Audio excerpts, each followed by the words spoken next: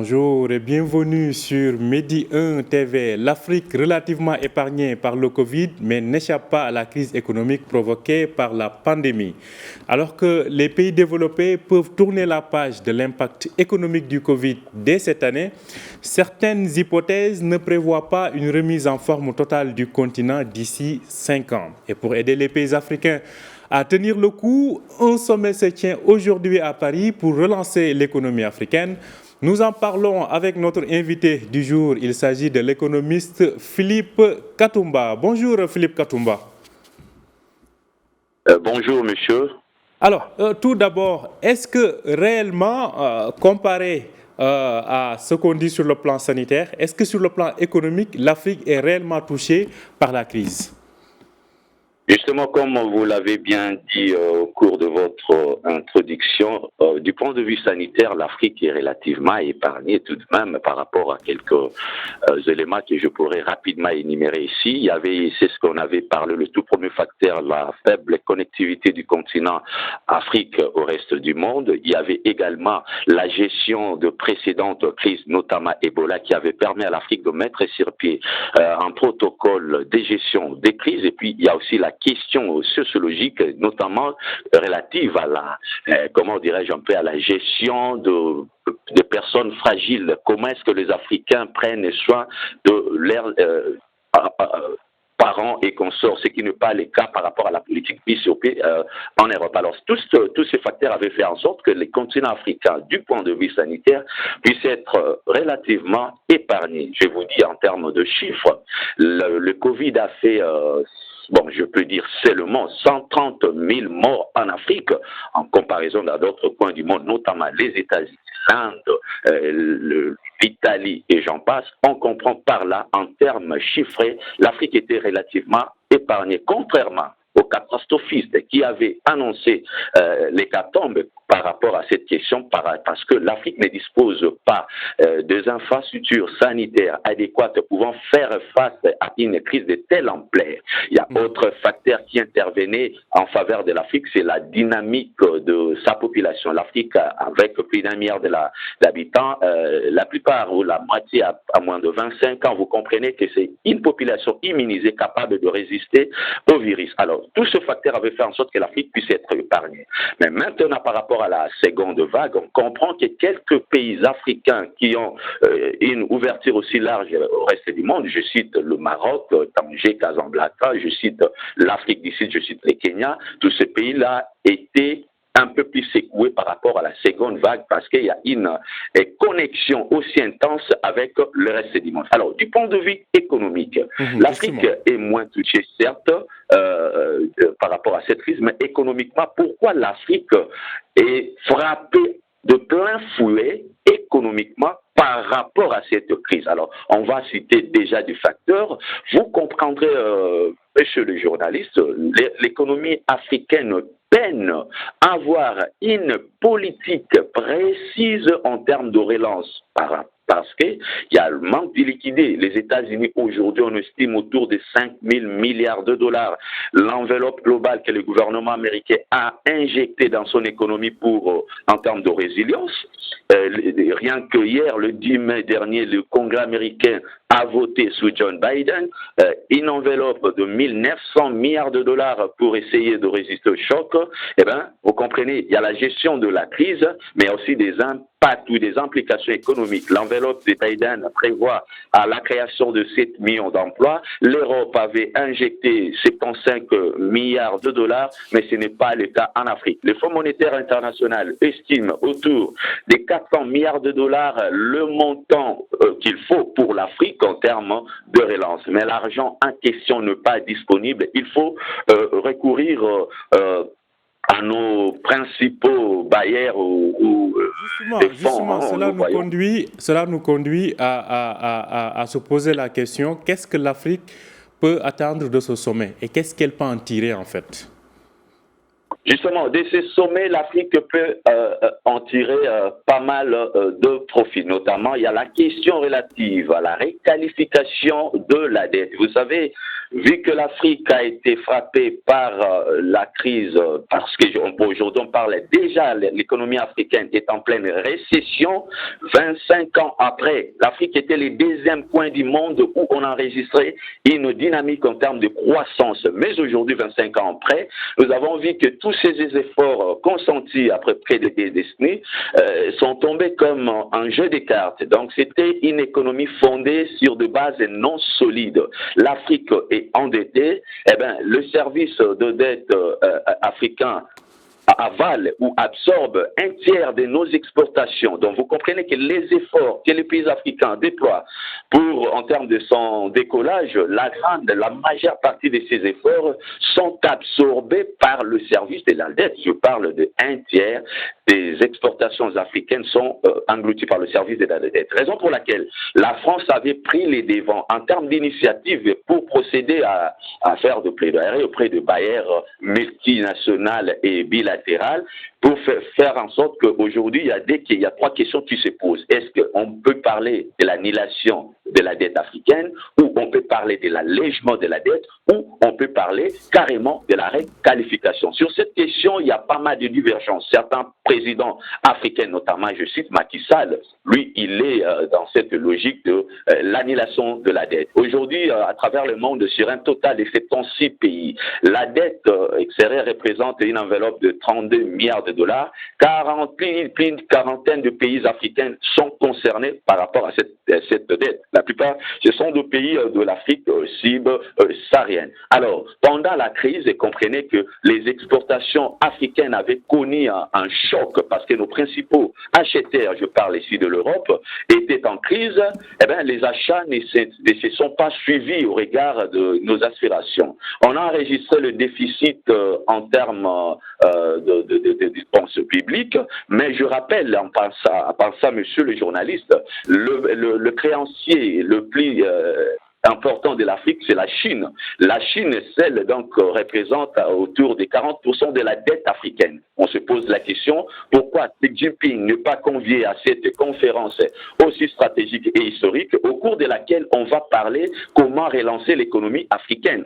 Alors, une question s'impose aussi, c'est ceux qui disent que c'est un nouveau en fait maquillage de la France-Afrique qui est en train de se dessiner. Pensez-vous que tel est le cas? Je ne pense pas, je ne partage pas cet avis. Pour moi, la France s'illustre à l'avant-plan par rapport à cette question pour plusieurs raisons. Vous le savez, à travers le monde, la France est en perte de vitesse par rapport à son influence au niveau de l'Asie et dans bien d'autres coins du monde.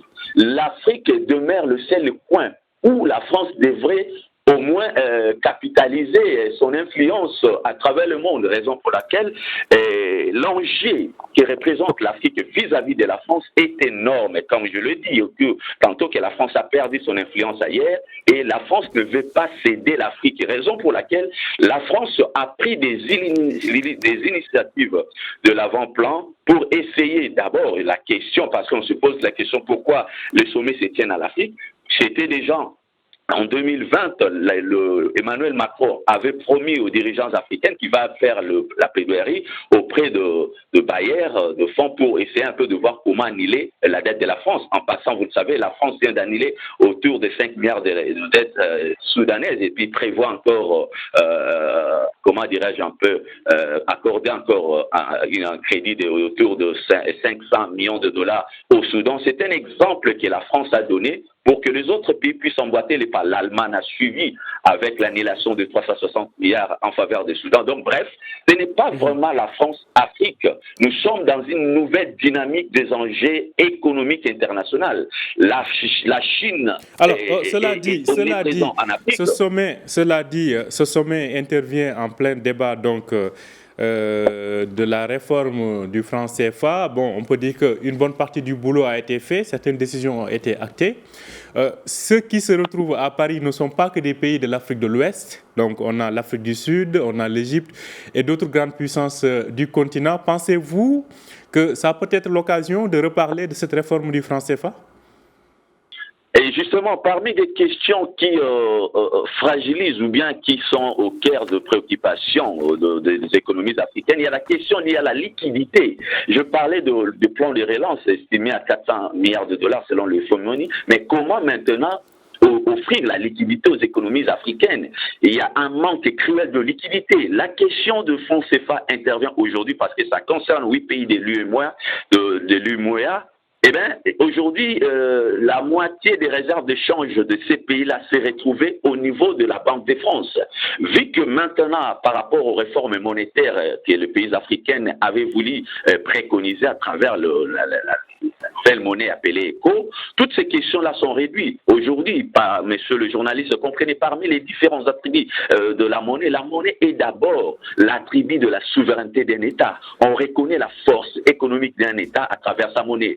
La dépendance, la liberté, comment dirais-je un peu, les pays africains, à travers ces sommets, doivent chercher à préconiser une politique ou définir une politique monétaire purement indépendante, formée sur des réalités continentales. La question de franc CFA répond en partie en cette question liée à la liquidité, parce que vous le savez, en passant, certains pays qui disposent par exemple des hôtels de monnaie au niveau de leur sol, notamment je cite la République démocratique du Congo, par rapport à cette question liée au financement de son économie, je me rappelle à l'époque de Mobutu faisait toujours recours à l'hôtel de monnaie pour procéder au planche à billets en vue de financer l'économie, malgré qu'il y a des conséquences économiques néfastes, l'inflation monétaire et consorts. Mais du moins, cette question va répondre en partie à cette problématique et préoccupation des pays africains. Mais le plus important... Alors, une question aussi s'impose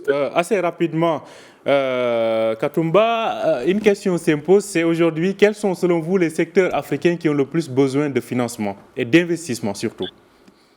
Justement, donc généralement, si vous observez de près la configuration des économies à travers le monde, l'économie occidentale est largement représentée par le secteur tertiaire. Donc je vois aujourd'hui les numériques et consorts. Ce sont d'ailleurs le secteur qui avait tiré profit de ces pandémies à travers la dématérialisation de l'activité économique. Mais l'économie africaine est largement représentée par le secteur primaire, donc la vente de ces matières premières.